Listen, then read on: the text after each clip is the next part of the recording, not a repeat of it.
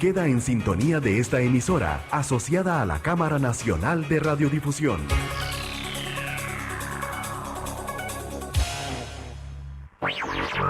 CIGD Centro 96.3. Póngala.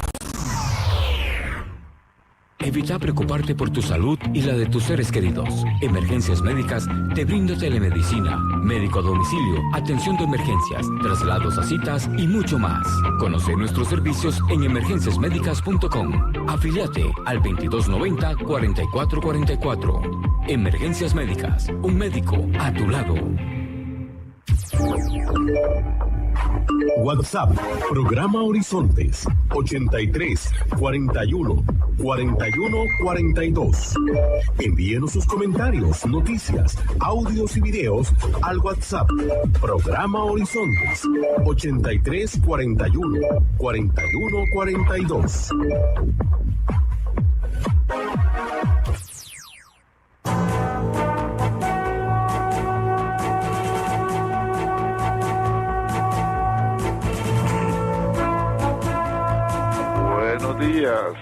Buenos días a nuestro compañero Alex Morales en los controles principales. Muy buenos días a José Bustos y a Marconi Sánchez en el estudio de grabación. Igualmente le damos los buenos días a nuestro compañero Luisito, encargado de redes sociales. Y a ustedes, amigos y amigas, este servidor Edgar Obued, en nombre de todo el equipo, les dice gracias, muchísimas gracias por acompañarnos una vez más aquí en su programa de Cultura Ciudadana Horizontes, que inicia ya.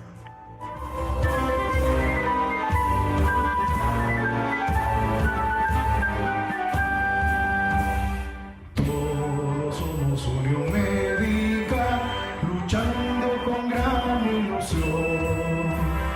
Es el gremio que cultiva su ética profesional. Hoy es martes, Día de la Voz Médica, Unión Médica Nacional. Somos el sindicato que vela por los derechos de los cirujanos y médicos de Costa Rica. Escúchelo aquí, en Horizontes, su programa de Cultura Ciudadana. Unión Médica es orgullo nacional.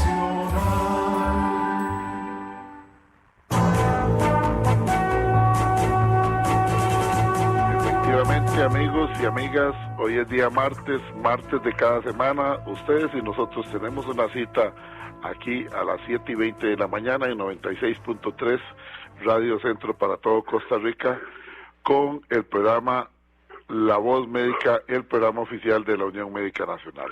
Así es que ya lo saben, todos los martes de cada semana ustedes están cordialmente invitadas, cordialmente invitados para que nos acompañen en este espacio que pretende llevar noticias a toda la ciudadanía dentro del concepto de cultura ciudadana, y desde luego pretende llevar información a la ciudadanía y también a todos los médicos de este país afiliados a la Unión Médica Nacional, y los que no son afiliados, pues que se afilien, porque ahí son muchos los beneficios que tienen los profesionales en medicina a la hora de afiliarse a la Unión Médica Nacional. Vamos a ir directamente con el tema hoy, porque como nos decía el licenciado hoy, el tema es muy amplio. Solamente así muy brevemente recordarles que pueden participar con sus saludos, con sus reportes de sintonía y con sus consultas a través de la línea de WhatsApp. Si no lo tiene, agréguelo en este momento. WhatsApp, programa Horizontes, 83-414142. Repito, WhatsApp, programa Horizontes, 83-414142, para que ustedes puedan participar y hacer sus reportes de sintonía. Licenciado Diego Armando Solano Azofeifa, qué gusto compartir con usted, es un privilegio compartir con usted, y muchas gracias por atender nuestra invitación, por estar con nosotros hoy acá en La Voz Médica, el programa oficial de la Unión Médica Nacional, con este tema tan importante como es acto final y fase recursiva en el proceso disciplinario administrativo en la Caja Costarricense del Seguro Social. Le cedo la palabra al licenciado para que juntos, todos acá, a través de La Voz Médica, escuchemos su amplia exposición. Adelante. Muy buenos días, don Edgar. Un cordial saludo a usted y todos nuestros radioescuchas, por supuesto. dando gracias a Dios que pues un día más estamos aquí siendo parte de su programa, llevando una continuidad, como lo hemos hecho ya en esta seguidilla de programas, de poder llevar hasta la última instancia una explicación tal vez un poco más fácil en algunos términos, ¿verdad?, en cuanto a lo técnico de estos temas, para explicarlo todo lo que conlleva el procedimiento administrativo disciplinario y de responsabilidad patrimonial en la Caja Costarricense del Seguro Social. Claramente, pues es parte de nuestra labor en el departamento legal de el mejor sindicato médico del país, de la Unión Médica Nacional, donde pues nos especializamos en todos estos temas en beneficio de nuestros médicos afiliados. Entonces, como ya decía usted, don Edgar, a todos nuestros radioescuchas médicos, si no están afiliados, que se afilien. Es el mejor consejo que les podemos dar. Para retomar, don Edgar, como indicaba, venimos ya con una seguidilla de programas. Habíamos hecho el compromiso de utilizar los programas para darle una continuidad a un tema, agotarlo y posteriormente ir pasando a otros temas en otras instituciones donde tenemos a nuestros médicos afiliados. Entonces, parte de eso, ya habíamos entrado en el programa anterior, que me correspondió, a la etapa de la audiencia oral y privada en estos procedimientos administrativos disciplinarios. Correcto. Y entonces, de esa audiencia, ¿verdad?, ¿de qué se trató en ese programa? De poder explicarles cuál era la dinámica de esa comparecencia, que además es un derecho de todo funcionario investigado, de ir a esa comparecencia ante el órgano director, que es el que instruye ese procedimiento, ofrecer las pruebas de descargo y además debatir la prueba de cargo. Porque muchas veces, y en esto pues pasa muchísimo, muchas veces no tenemos como una prueba directa en materias, en cualquier materia, digamos, del derecho, donde uno discute en una fase de estas, puede ser en un procedimiento administrativo, puede ser en un proceso penal, por ejemplo, puede ser en un proceso contencioso, ¿verdad? En esto que comúnmente se conoce como los juicios. Este es un juicio, pero es administrativo, entonces se llama comparecencia oral. Entonces ahí muchas veces, dependiendo de lo que se trate, uno no tiene un elemento de prueba directa. También hay diferentes modalidades de prueba directa, prueba indirecta, la prueba indiciaria, por ejemplo, ¿verdad? Y también muchos otros medios de prueba, que es, por ejemplo, prueba testimonial, prueba documental, prueba pericial, ¿verdad? Entonces, todo eso tiene una seguidilla de reglas y de principios. Pero entonces, ¿cuál es el primer obligado en este tipo de procesos a demostrar bajo una resolución inicial del traslado de cargos pues eso que presuntamente se achaca al funcionario? La administración, ya sea por un procedimiento que nace, digamos, de una auditoría interna, que nace de oficio por la administración o que nace en razón de una denuncia de un tercero. Entonces, quien lleva la batuta de probar eso, que se le imputó a nuestro médico afiliado, ¿verdad? Defendemos a los médicos claramente, entonces vamos a tomar el ejemplo del médico afiliado. Pero en términos comunes, cualquier funcionario de la institución a la que se le abra un procedimiento de estos, pues quien lleva la batuta de demostrar que supuestamente se incurrió en esa falta, o que en efecto se incurrió, ¿verdad?, mediante los mejores elementos de prueba que se puedan aportar, para finalmente decir, ok, se tuvo por demostrar la falta, y de acuerdo a esa falta y a las reglas que aplican en la proporcionalidad y la razonabilidad de la sanción que se propone imponer, conlleva evidentemente este tipo de sanción, que puede ser desde una amonestación verbal, una amonestación escrita, una suspensión sin goce de salario por varios días, o en el peor de los escenarios, hasta el despido de ese funcionario. Entonces, todas esas reglas, pues nosotros nos especializamos en la materia médica, ¿verdad? Entonces de ahí, por ejemplo, a veces recurrimos mucho a la prueba pericial, cuando se está discutiendo si en razón de un acto médico se incurrió o no en una presunta falta. En una presunta falta que puede ser en la vía administrativa, aunque estemos hablando, digamos, de una infracción a la lex artis, que podría ser, por ejemplo, un procedimiento quirúrgico que no se llevó de acuerdo a como lo establece la ciencia médica, en palabras más comunes, pues se incurrió en una falta a un deber de cuidado, por ejemplo, y de ahí se determina un resultado lesivo al paciente. Este paciente pone pues una denuncia interna en la caja y se abre esa investigación, que en el término más común ¿verdad? O en el menos lesivo, si se hace administrativamente en uno de estos procedimientos, pues si bien estamos buscando alguna falta ahí que podríamos considerarla de mala práctica médica, pues no conlleva a los efectos de un proceso ya más riguroso por malpraxis, que son los que se conocen más en materia penal. ¿En qué sentido? Pues cuando muere un paciente en razón de un procedimiento médico, que se puede abrir una investigación por homicidio culposo en modalidad malpraxis, que en sus consecuencias de probarse, pues podría llevar incluso a la imposición de una sanción de prisión y a una inhabilitación para el ejercicio de la medicina. Ese en el escenario más grave o más lesivo, digamos, en cuanto a consecuencias para un médico, y que también es más complejo desde el punto de vista legal, que es un proceso penal. Ya en algún momento en los programas acá ya hemos hablado de algunos aspectos importantes en cuanto a los procesos penales, el tema de la prescripción, reglas de prescripción y etcétera. Entonces, aquí, paralelamente en esos procesos penales, hay una prueba que es reina, digamos, en los procesos por presunta mala praxis, que es la prueba pericial. Entonces, trayendo esas reglas al proceso administrativo, ¿verdad?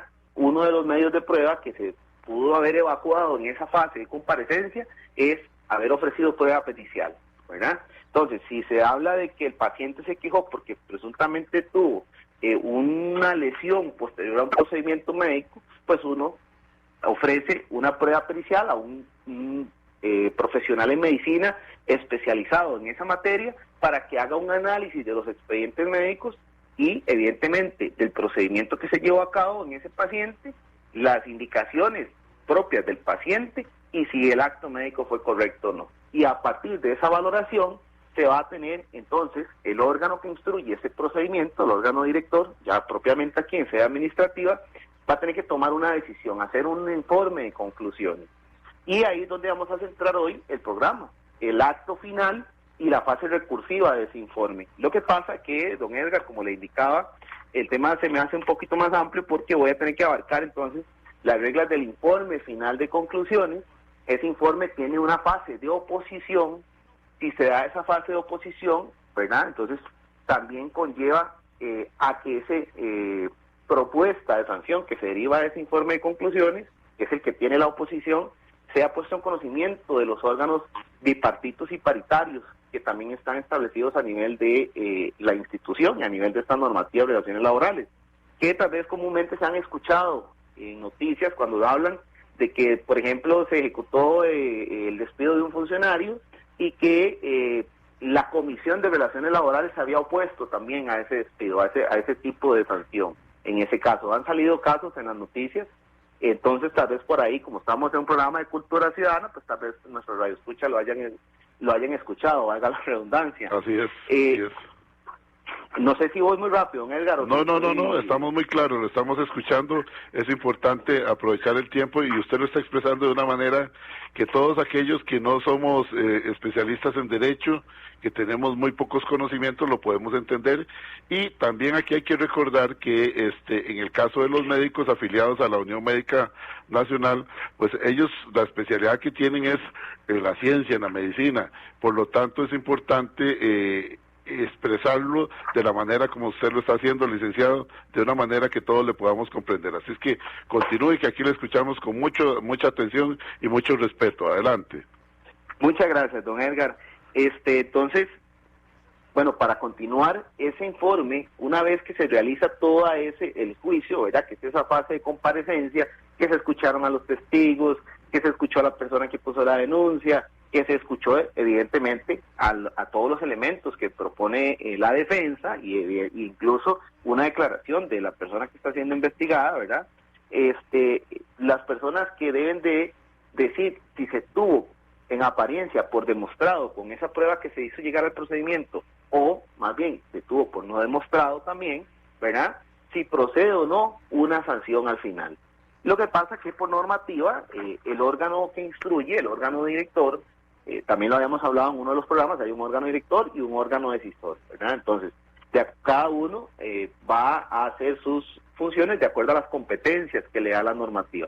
Entonces, en esta fase en la que nos encontramos hoy, el órgano que instruyó el procedimiento, el órgano que conllevó, que escuchó la prueba y demás, no puede dar en su informe de conclusiones una propuesta de sanción.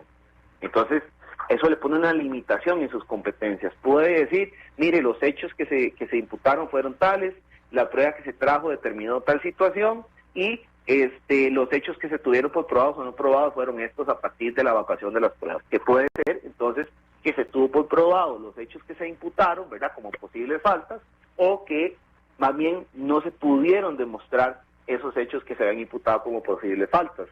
¿Cuál es el órgano competente para decir en ese escenario qué es lo que procede? ¿En qué sentido? Si procede entonces imponer una sanción, y si procede la sanción, ¿cuál de las sanciones que les explicaba, verdad? Como les decía, puede ser una desde la más simple o menos lesiva, que sería la amonestación verbal, la amonestación escrita, la suspensión o el despido, que es el peor de todos los escenarios o la más grave.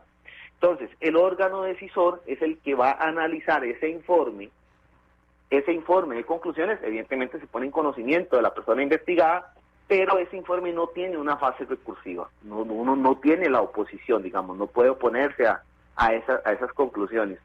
Pero sí, entonces el órgano decisor, cuando conoce ese informe, va a tener un plazo para notificarle al presunto investigado la propuesta de sanción, si es que de lo que se realizó, como les explicaba, se puede derivar imponer una sanción. O en su defecto, esa propuesta del órgano decisor puede ser que, como no se tuvo por probado los posibles hechos, evidentemente no corresponde a la imposición de una falta de ningún tipo, y entonces el expediente se va a archivar. Si estamos en ese segundo escenario, lógicamente, pues desde el punto de vista de uno que defiende al médico, digamos, que está siendo objeto de investigación, pues lógicamente uno no se va a oponer a un tema de archivo. Claro. ¿Por qué? Porque sí, lógicamente todo hasta ahí llegó el asunto, sí.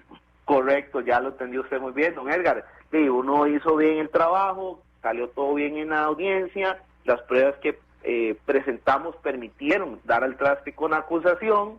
Por ahí se los explicaba el otro día en uno de los programas, ¿verdad? En cuanto a la resolución inicial del traslado de cargos, el principio de intimación e imputación, que es el derecho de tener una acusación formal. Entonces, en esa audiencia logramos debatir esa acusación y, lógicamente, pues determinar de que esa no se cumplió en cuanto a poder demostrar esos hechos que se tuvieron por acusados. Y entonces el informe final pues no da por no probado los hechos, y esa propuesta de sanción del órgano decisor es archivar el expediente porque no procedía nada más allá y se libera de toda responsabilidad.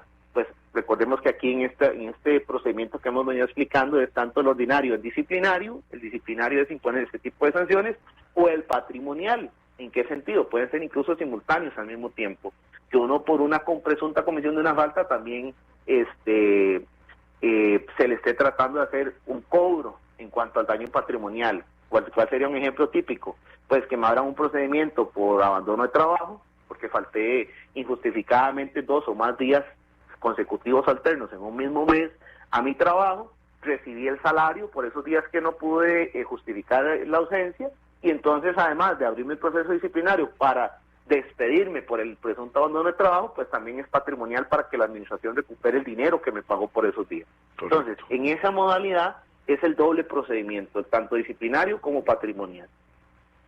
Entonces, lógicamente llegamos a esa fase en la que se archiva el expediente, no se tuvo por demostrado los presuntos hechos, y lógicamente también no se me va a cobrar ningún tipo de dinero cuando estamos en esa doble modalidad del procedimiento ordinario, disciplinario y patrimonial. O solo disciplinario, pues no se me pone ningún tipo de sanción, porque como lo acabo de indicar ampliamente, no se lograron demostrar los hechos. Pero ¿en qué basamos el tema de hoy? En el escenario en que entonces se dan por demostrados los presuntos hechos. En esa audiencia, el informe de conclusiones da que hay hechos probados con prueba que fue pertinente en cuanto al procedimiento, y el órgano decisor entonces dicta una propuesta de sanción. Entonces, ya entrados en ese escenario, cuando tenemos una propuesta de sanción, si bien es cierto, el tema le pusimos acto final, en este procedimiento en la institución está esta regulación que da mayor amplitud en defensa al médico o al funcionario. Entonces esto es muy bueno. Esto no existe generalizado en otras instituciones. el tema es que se llegue a una propuesta de sanción, de que se haga una oposición a esa propuesta, que esa oposición a la propuesta de sanción se ponga en conocimiento de los órganos bipartitos y partidarios, que son la Comisión Local de Relaciones Laborales del Centro de Trabajo o la Junta Nacional de Relaciones Laborales, y posteriormente, cuando se hayan discutido esas fases, se regresa el expediente al órgano decisor, y a partir de ahí, que son criterios, digamos, no vinculantes, adelantándome un poco a la exposición de esos órganos, el órgano decisor ahora sí dicte el acto final. Entonces tenemos como una doble modalidad de acto final, pero en la cual primero es el órgano decisor pone en conocimiento a la parte cuál es su propuesta de sanción. Bueno, que con todo lo que se determinó en ese procedimiento por el órgano instructor, por el órgano decisor, yo, superior, como órgano decisor, propongo entonces, mediante criterios, ¿verdad?, que también están determinados, de los que vamos a hablar un poco, cuál es la sanción que le voy a imponer.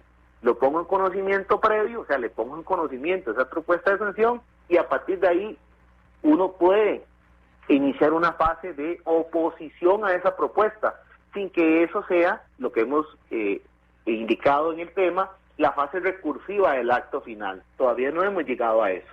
Entonces, podríamos hacer una contraposición, digamos, en que tenemos dos fases finales con dos vías de oposición, que sin llamarse en la primera fase recursiva, pues funciona como una misma modalidad, por así decirlo. Entonces, esto es una amplitud que se ha dado en el procedimiento en la Caja, a como está regulado en la normativa de relaciones laborales, en favor de los funcionarios. Y ahí aplicamos un principio del derecho laboral, de que la norma más favorable al trabajador es la que aplica, en contraposición a otras normas que tal vez no tienen tantas ventajas, ¿verdad?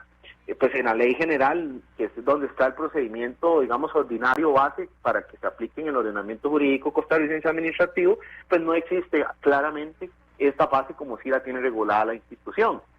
¿De dónde nace todo esto? Bueno, de esa gran labor que históricamente han hecho los sindicatos, como nuestro sindicato, el sindicato más grande y el mejor sindicato médico del país, la Unión Médica Nacional, que históricamente tuvo una gran participación en la construcción de esta normativa para tener estos beneficios hoy por hoy en favor de nuestro cuerpo médico nacional. ¿Alguna duda, don Edgar, por el momento? No, me queda sumamente claro, y qué bien que usted hace mención a la solidez y a la experiencia de la Unión Médica Nacional. Es que son 80 años de existencia, 80 años de experiencia en el cual se ha venido sirviendo a la comunidad médica nacional. Continúe, licenciado. Muchas gracias, don Edgar. Así es, ya son prácticamente 80 años de vida de la Unión Médica Nacional, y esperamos que sean pues 80 años más y muchos más. Así es. Bueno, entonces, don Edgar, ¿qué es lo que se solicita o qué dice la normativa que tiene que tener el informe de conclusiones del órgano director? El artículo 132 de la normativa de relaciones laborales nos da pues algunas pautas necesarias en cuanto a lo que debe tener ese informe final, y nos dice en los más importantes que un detalle de los hechos investigados insertos en la resolución inicial.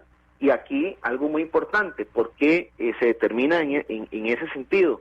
Recuerde que en alguno de los programas hablé que tiene que haber una correlación entre la acusación, o sea, la resolución inicial del traslado de cargos, o sea, lo que me están imputando en ese momento, con lo que al final se está resolviendo.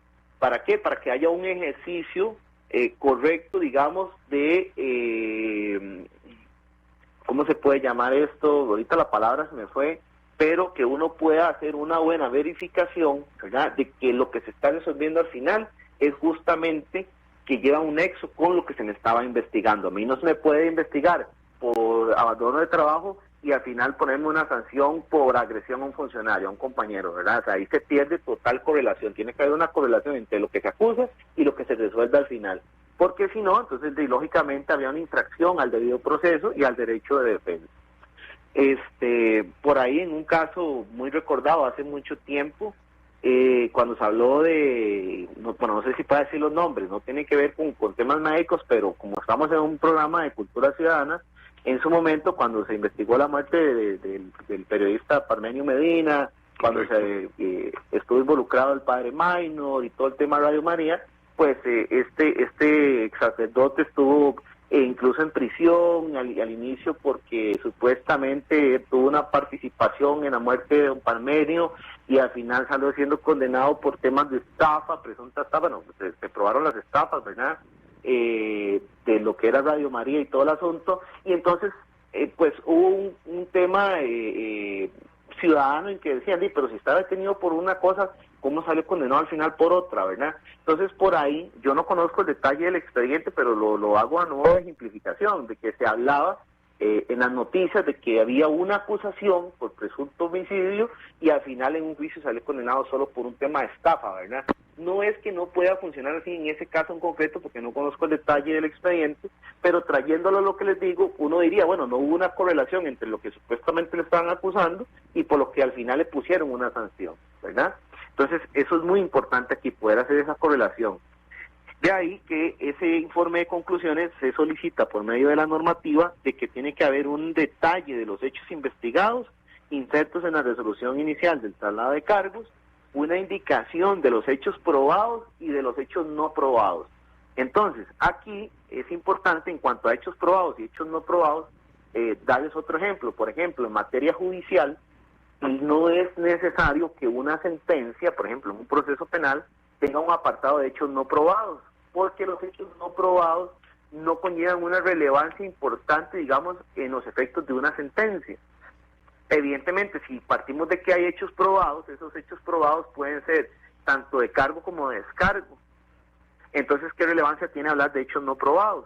No obstante, en materia administrativa, bueno, se solicita decir, ok, si se estaban investigando 4 o 5 hechos, de esos 4 o 5, cuáles se tienen por probados y cuáles por no probados. Pero, pues si no hay hechos probados, simplemente podría hacerse un apartado de hechos no probados y listo, y entonces de ahí se exime la responsabilidad. Entonces, no es tan práctico, digamos, pero la normativa así lo exige, que haya un apartado de indicación de hechos probados y no probados, justamente para hacer esa correlación entre, bueno, si se me acusó una cosa, la prueba dijo otra, y entonces qué se pudo tener por probado o no. Una descripción de los elementos de prueba que resguarden una relación directa con los hechos intimados al investigado, porque recordemos también que aquí en los principios de prueba, la prueba tiene que ser útil, necesaria y pertinente en cuanto a lo que se está discutiendo en ese procedimiento.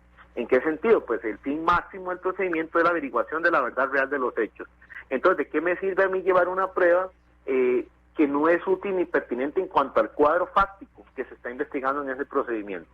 Entonces, por ejemplo, si tengo la acusación por abandono de trabajo, ¿de qué me sirve llevar una prueba que diga pues que yo trabajo muy bien o que soy un muy buen trabajador, ¿verdad? Porque yo puedo ser muy buen trabajador, pero si falté injustificadamente a mi trabajo 2 o 3 días más consecutivos o alternos al mismo mes calendario, que es como se configura el posible abandono de trabajo, pues de nada me sirvió haber sido un muy buen trabajador si incurrí en un abandono injustificado de trabajo, ¿verdad? Entonces, de ahí la importancia de que esos elementos de prueba tienen que resguardar una relación directa en lo que se está tratando de investigar. Entonces, muchas veces uno llega al procedimiento, tiene que empezar a oponerse a prueba de cargo, digamos, porque no solo es la que se indica en esa resolución inicial, que evidentemente se va a decir en esa resolución cuál es la prueba de cargo que consta hasta ese momento, pero entonces en los procesos donde hay terceros que tienen un interés en el procedimiento, como puede ser el denunciante, ya habíamos visto en otro programa también cuáles eran las reglas para ser parte en un procedimiento administrativo, porque son privados, entonces no cualquier persona puede formar parte de un procedimiento,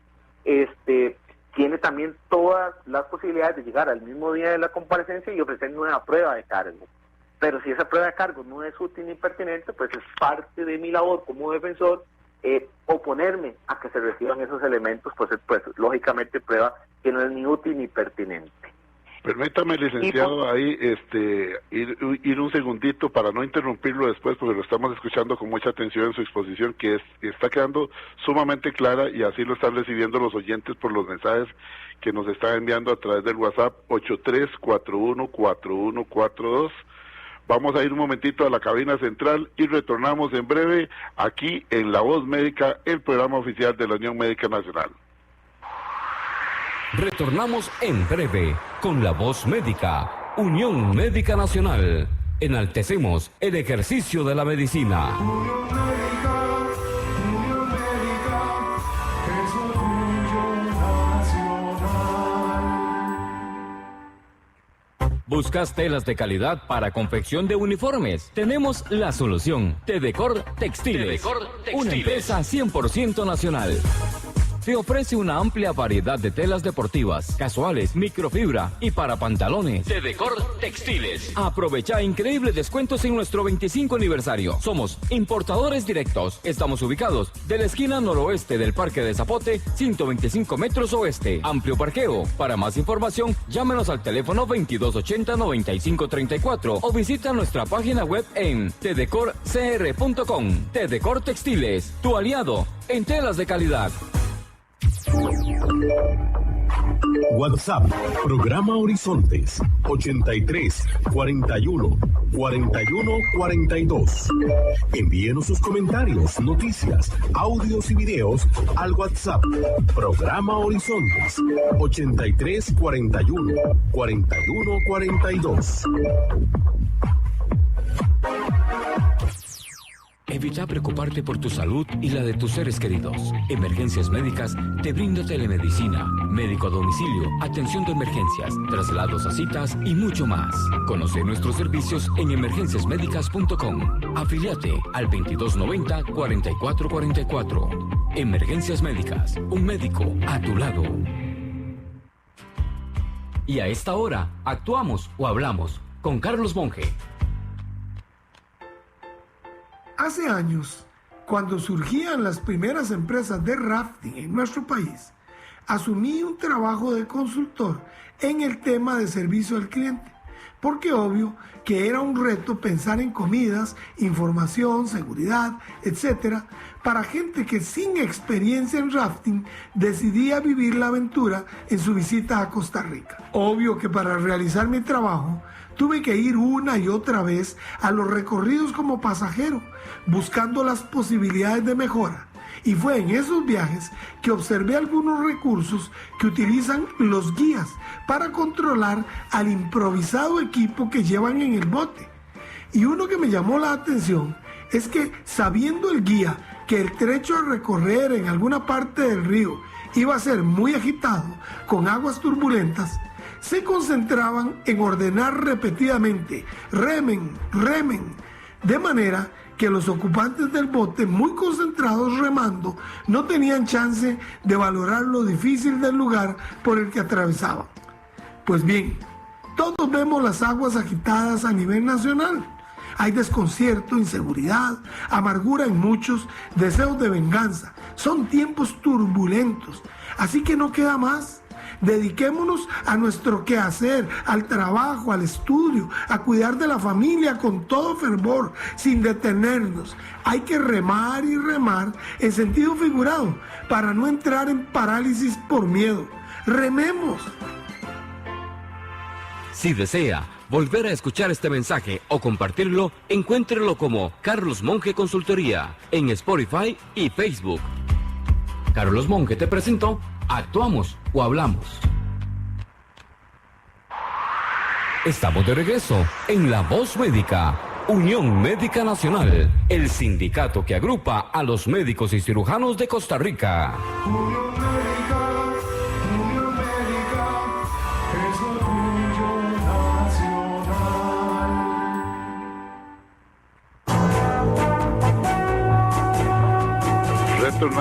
Retornamos. Hoy es día martes de cada semana de 7:20 a 8:20 de la mañana, aquí dentro del programa Horizontes.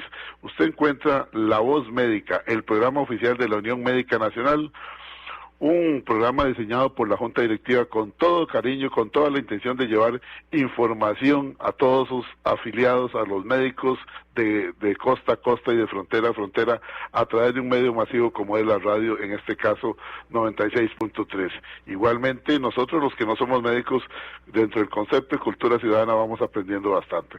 Un saludo muy especial allá hasta Desamparados, en la clínica Marcial Fallas, donde están en sintonía de la Voz Médica. Un saludo muy especial de parte de este servidor, de parte de todo el equipo y del licenciado Diego Armando Solano Azofeifa, abogado del Departamento de la Unión Médica Nacional. Así es que para la gente de la Marcial Fallas, un abrazo, nuestro respeto y gracias por estar en sintonía.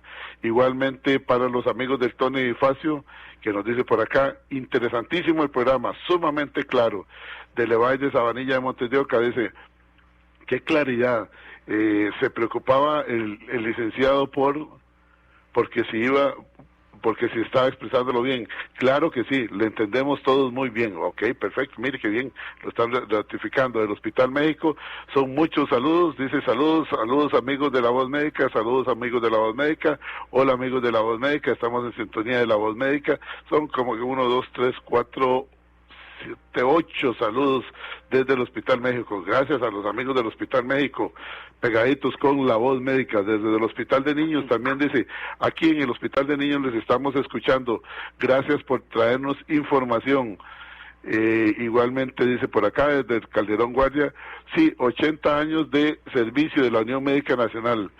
Ay, qué simpático. Dice, en mi familia son varias las generaciones de médicos y todos hemos estado siempre atendidos y cubiertos por la Unión Médica. Muchísimas gracias a los amigos de el Hospital Calderón Guardia.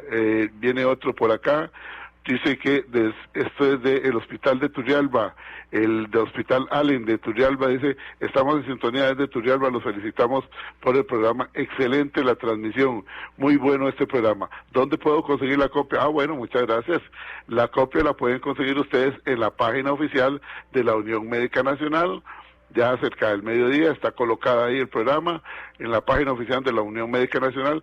También lo tenemos en podcast, en Spotify, Programa Horizontes, también está en el canal de Programa Horizontes de YouTube, está también en Instagram como Programa Horizontes Costa Rica y en nuestro Facebook Programa Radial Horizontes. Es decir, por todo lado pueden conseguir el programa.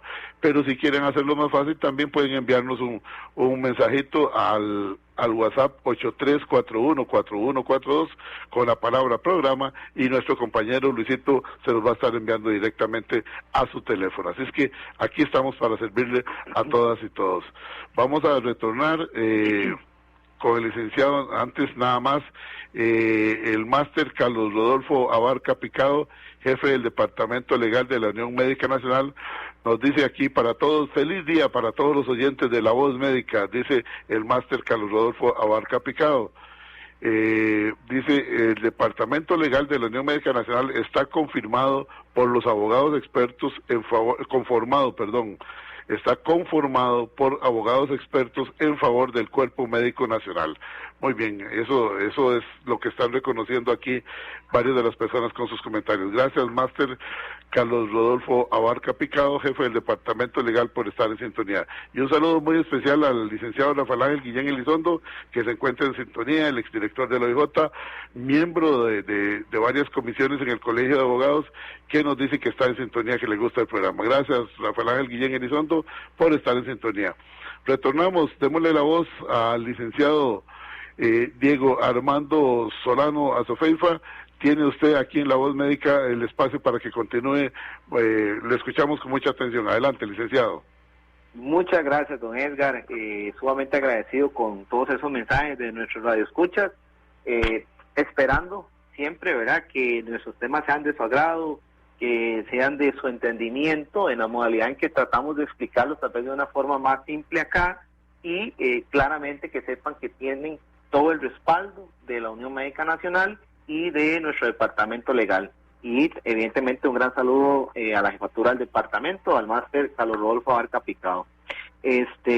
Bueno, también al licenciado Guillén, decía usted, don Edgar, exfuncionario. Correcto, el exdirector de la OIJ, Rafael Ángel Guillén Elizondo, que es miembro de varias comisiones en el Colegio de Abogados, donde están luchando por adecentar este país y por aportarle a la sociedad. Está en sintonía y le agrada el programa. Continúe. Bueno, un gran saludo también. Muy orgullosamente tengo que decir que también soy ex miembro del organismo de investigación judicial y sé la gran institución que son y el gran trabajo que hacen por la seguridad del país, y deseándole evidentemente el mejor de los éxitos en esas comisiones y que se pueda llegar a un buen término, porque como pinta la cosa, pues es necesaria hay que ayudar al país de la gente que sí sabe de seguridad. Bueno, don Edgar, para retomar en la competencia de hoy, nos dice que la normativa, que el órgano director, ese órgano que instruye el procedimiento, que es el encargado de evacuar las pruebas, e incluso tienen competencia y potestad para determinar la realización o la evacuación o la incorporación de toda aquella otra prueba que, sin haber sido ofrecida por las partes, tanto, digamos, la persona que denuncia, si es parte del procedimiento, como presunta víctima, por ejemplo, o incluso de parte de la defensa, pues ellos pueden ordenar en ese principio de averiguación de la verdad real de los hechos cualquier otra prueba que les parezca que es útil, necesaria y pertinente, ¿verdad? Siempre cumpliendo con esos 3 parámetros esenciales en cuanto a las pruebas en un procedimiento.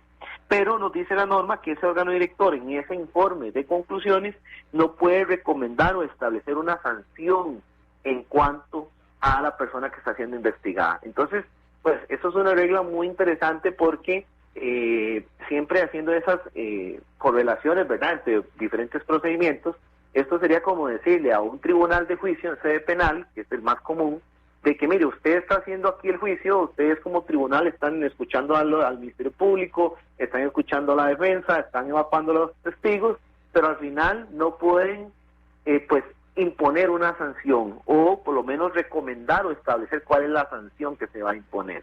Pues lógicamente no funciona así en el proceso penal, pero en este procedimiento administrativo sí se le está diciendo al órgano director, al que tiene esa inmediación o la inmediatez en cuanto a la prueba y toda la fase que se hizo de comparecencia, de que solo pueden hacer un informe de conclusiones sin entrar a recomendar o establecer un tipo de sanción.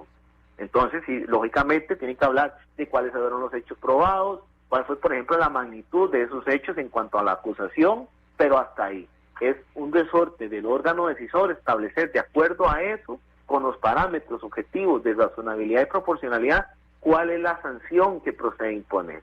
Pero también hay una regla en cuanto a la procedencia de la sanción. ¿En qué sentido? Que desde que se hace la resolución inicial del traslado de cargos, tiene que esa resolución cumplir con criterios que están determinados incluso por jurisprudencia de la propia Sala Constitucional. ¿En qué sentido? En que se tiene que decir expresamente al trabajador desde ese momento, desde el momento que se le imputa, cuál es la posible sanción a la que puede ser merecedor de comprobarse esos hechos. Entonces, si ya eso delimita cuál es entonces la posible sanción hasta la que se puede llegar. Si ese traslado de cargos no indica el despido como una de las posibles sanciones, no se puede llegar en esa fase final a imponérsele una sanción de despido, porque entonces se le estaría violentando a ese funcionario un derecho fundamental. ¿En qué sentido? Por ejemplo, el derecho de defensa. Yo me fui a defender de que me impusieran una sanción de suspensión de salario y resulta que entonces más bien me están al final poniendo un despido que era improcedente. ¿Por qué? Porque esa resolución inicial del traslado de cargos marca la cancha de lo que se va a realizar en ese procedimiento y hasta dónde se puede llegar. Y eso es sumamente importante. Y si lo vemos acá, pues ya en esta fase final no se habla justamente de eso. Pero entonces, ¿por qué se da esto? Porque el procedimiento está conformado, como es pues una máxima del ordenamiento jurídico, de muchas otras cosas, digámoslo de una forma, que no necesariamente están puestas taxativa o expresamente en la normativa que rige. Entonces, eso también a veces hace que los procedimientos sean más complejos. ¿En qué sentido? Pues no es solo cumplir lo que dice esta norma, que es un reglamento, sino que también ese ordenamiento está permeado de lo que principios que tiene la ley general, principios que tiene la Constitución como derechos fundamentales o el debido proceso que se deriva de un derecho fundamental constitucional, por ejemplo. Y además también temas de tratados internacionales, principios que están derivados de la jurisprudencia de la propia Sala Constitucional, que todas las resoluciones son erga omnes, que lo que significa es que son de acatamiento obligatorios para todos aquí en Costa Rica, excepto para la propia Sala. ¿Y por qué esa excepción? Porque, bueno, la Sala Constitucional puede cambiar de criterio y eso se da de acuerdo, digamos, a pues parámetros de transcurso del tiempo. Pues lo que está resolviendo hoy puede ser, como el ordenamiento jurídico y el derecho es mutable, que en 2, 3, 4, 10 o 15 años eso cambie. Y además que las integraciones de ese órgano en cuanto a los magistrados pues van cambiando y eso hace que pues vayamos teniendo una mayor apertura y de ahí que la Sala Constitucional no tiene esa restricción de que lo que la sala resuelve sea de aplicación obligatoria también para ellos. Lógicamente que es de aplicación obligatoria, pero pueden cambiar de criterio de acuerdo a el funcionamiento que tiene la sala. Un ejemplo claro, en Costa Rica pues no se permitía la reelección presidencial, y bueno, la sala constitucional mediante una acción de inconstitucionalidad varió el criterio y permitió la reelección presidencial que no sea consecutiva, por ejemplo. Entonces, esa es como la regla que les estoy explicando en este momento. Devolviéndonos, por eso es que no nos alcanza el tiempo, don Edgar, porque en eso hay que abarcar tanto que es imposible darle casi que fin a un tema. El tema es muy amplio, tiene toda la razón, continúe, no se preocupe. Así es. Entonces nos dice que este informe de conclusiones del órgano director debe ser notificado a la persona investigada, ¿verdad? Pero de ahí, entonces, aquello que yo les indicaba, que contra ese informe final de conclusiones, que no recomienda en ese momento una sanción, no tiene una fase recursiva. Entonces, ese no es el acto final como tal. Y dice la norma claramente que contra ese informe no cabe recurso alguno. Pero entonces ahí entramos a ya la gestión disciplinaria formalmente. ¿En qué sentido? Que una vez conocido y valorado ese informe de conclusiones, la jefatura respectiva, o sea, el órgano decisor, debe dictar la propuesta de sanción disciplinaria, que eso ya se los he explicado, y ahora es este órgano el que entonces va a decir, con vista de ese informe de conclusiones, cuál es, si es el archivo del expediente, porque no se tuvo nada por probado, o si se tuvo los hechos por probados, cuál es entonces, de acuerdo a criterios de proporcionalidad y razonabilidad, cuál es la presunta sanción que entonces yo, órgano decisor, por eso se llama propuesta de sanción, estoy proponiendo imponerle al trabajador, al funcionario subordinado. Entonces, pues esa propuesta de sanción también es puesta en conocimiento de la persona investigada, y ahí sí viene una, digamos, fase de oposición que no se llama fase recursiva. Entonces, cuando a mí me ponen en conocimiento el informe, bueno, la propuesta de sanción van a ser 4 días sin goce de salario, por ejemplo. Y entonces, eso también determina algunas competencias, la magnitud de la sanción.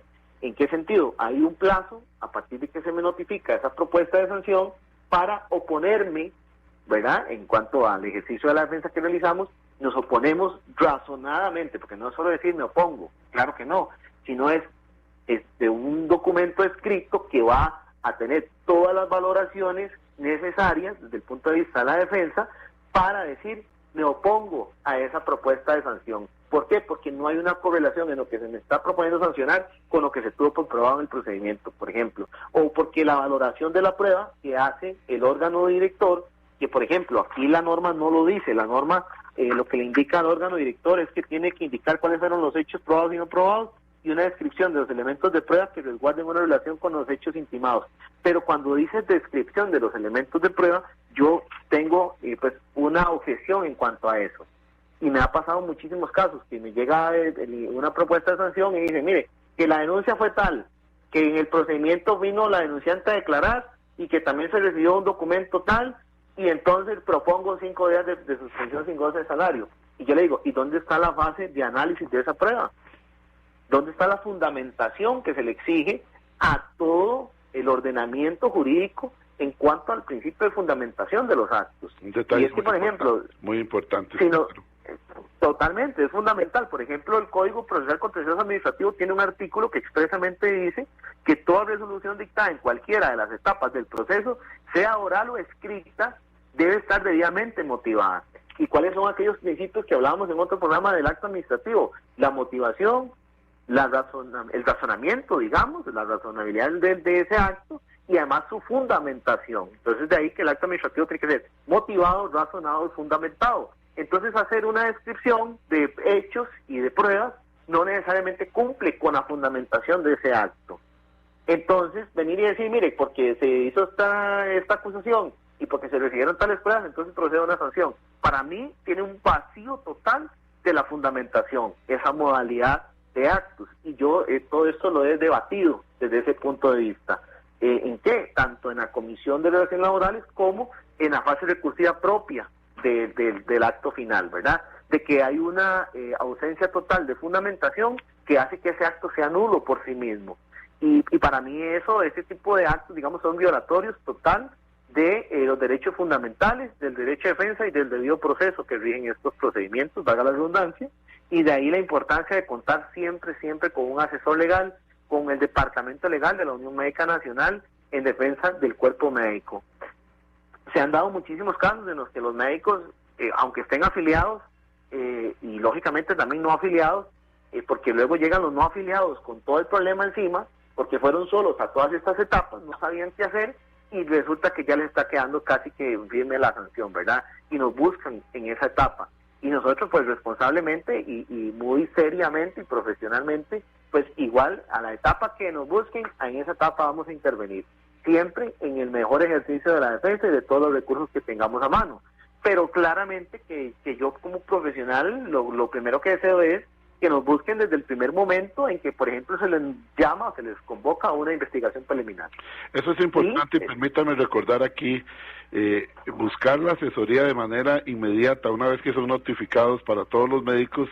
La Unión Médica Nacional está a la orden, a través de la central telefónica 2290-5490, y también, además de la central telefónica para los médicos, para que tomen nota, para el personal médico que esté afiliado a la Unión Médica Nacional, y si no se pueden afiliar a la Unión Médica Nacional, la central telefónica es 2290-5490.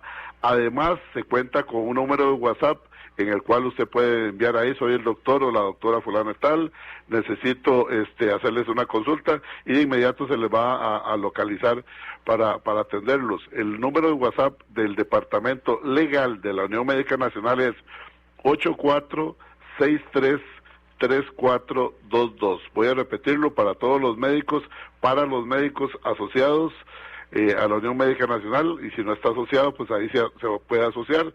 Si tienen alguna consulta, pueden hacerlo a través del WhatsApp 84633422. Continúe, licenciado, que todavía nos quedan unos 2 minutos de programa. Excelente, don Edgar, excelente esas acotaciones que usted hacía también. Vea, por ejemplo, adelantándome, dice la norma que si vencidos los plazos la persona trabajadora no se opone a la propuesta de sanción, el órgano decisor dictará el acto final que corresponda. Pero ¿cuál es la fase que hay entre la oposición a esa propuesta de sanción y dictar el acto final? Una fase que es fundamental. Imagínense que podemos someter el conocimiento de ese caso a 2 órganos bipartitos de la propia institución, que tienen la competencia de proponer no solo dejar sin efecto la sanción, sino incluso modificar por cuestiones de razonabilidad o de proporcionalidad esa sanción que se va a imponer, que es pasarla, por ejemplo, de un despido a una suspensión sin goce de salario, o de una suspensión sin goce de salario de 15 días a una de 4 días, en cuanto a términos de proporcionalidad, o por ejemplo de una propuesta de suspensión sin goce de salario a una amonestación escrita. Entonces, toda esa fase es sumamente necesaria en el procedimiento administrativo cuando estamos hablando de que se llega a una propuesta de sanción. Aquí siempre hablamos en ese escenario, porque el primer escenario es en el que se archiva el expediente, entonces no hay nada más que hacer y sacamos libre al médico, ¿verdad? Entonces, cuando nos buscan en esas últimas etapas, pues muchas veces se les han vencido los plazos, ya no se puede ir a esas fases, y casi que llegan con todas estas etapas agotadas, y entonces pues los recursos, si bien lo podemos hacer porque podemos judicializar el caso, si no ha quedado firme claramente, pues podemos aprovechar todo esto previo. No es lo mismo, por ejemplo, ir mediante un fuero especial de debido proceso laboral, judicial, ¿verdad?, ante el juzgado de trabajo, con un criterio incluso a favor de la Junta Nacional de Relaciones Laborales, por ejemplo, que es el máximo órgano bipartito, que sea a favor del funcionario. Y entonces tenemos algo más a lo interno para decirle al juez laboral: mire, incluso la Junta Nacional de Relaciones Laborales indicó y propuso variar esa sanción. Lo que pasa que aquí viene otra regla: los pronunciamientos de la comisión local de Relaciones Laborales o de la Junta Nacional de Relaciones Laborales no son vinculantes para el órgano decisor. Entonces no podemos someter al órgano decisor a lo que indique un órgano, digamos, inferior, por así llamarlo de alguna forma, porque realmente no está subordinado. Pero sí es sumamente importante, por ejemplo, cuando uno debate en una fase recursiva la proporcionalidad o la razonabilidad de la sanción que se trata de imponer. Excelente. O por ejemplo también, para finalizar, don Edgar, cuando uno puede debatir y lleva un criterio a favor en cuanto a estas comisiones de la valoración de la prueba, de que un hecho que se tuvo por probado no daba para tenerse por probado y que eso da al traste con la sanción, por ejemplo. Gracias, licenciado Diego Armando Solano Acefeifa. Muchísimas gracias por haber estado con nosotros aquí en La Voz Médica. Con mucho gusto, Edgar, siempre es un placer. Y bueno, vamos a tener que hacer una segunda parte de este mismo tema para poder finalizarlo. Vamos a coordinarlo, efectivamente, no hay ningún problema. A ustedes, amigos, muchísimas gracias. Este programa, La Voz Médica, el programa oficial de la Unión Médica Nacional, lo pueden encontrar en la página oficial de la Unión Médica Nacional, lo pueden encontrar también en podcast, en Spotify, Programa Horizontes, en el canal de YouTube, Programa Horizontes, en Instagram, Programa Horizontes, y en nuestra página Programa Radial Horizontes en Facebook. Muchísimas gracias, nos vemos y hasta el próximo martes de 7:20 a 8:20 que regresa La Voz Médica aquí en 96.3 Radio Centro para todo Costa Rica. Buen día. Evita preocuparte por tu salud y la de tus seres queridos. Emergencias Médicas te brinda telemedicina, médico a domicilio, atención de emergencias, traslados a citas y mucho más. Conoce nuestros servicios en emergenciasmedicas.com. Afíliate al 2290-4444. Emergencias Médicas, un médico a tu lado. WhatsApp, Programa Horizontes, 83 41 41 42. Envíenos sus comentarios, noticias, audios y videos al WhatsApp, Programa Horizontes, 83 41 41 42. ¿Estás buscando telas de calidad para confección de uniformes? Tedecor Textiles es tu solución. Te ofrecemos telas deportivas, casuales, microfibra y telas para pantalones. Tedecor Textiles. Somos importadores directos, empresa 100% nacional. Tedecor Textiles. Celebramos nuestro 25 aniversario, garantizándole los mejores precios y descuentos súper especiales de aniversario. No te los podés perder. Estamos ubicados de la esquina noroeste del Parque de Zapote, 125 metros oeste. Amplio parqueo. Para más información, llámenos al 2280-9534 o visita nuestra página web tedecorcr.com. Tedecor Textiles, tu aliado en telas de calidad. Recuerde, todos los martes, aquí en Horizontes, su programa de cultura ciudadana, a las 7:20 de la mañana, el programa La Voz Médica. Somos Unión Médica. Unión Médica Nacional. Somos el sindicato de los médicos y cirujanos de Costa Rica. Unión Médica.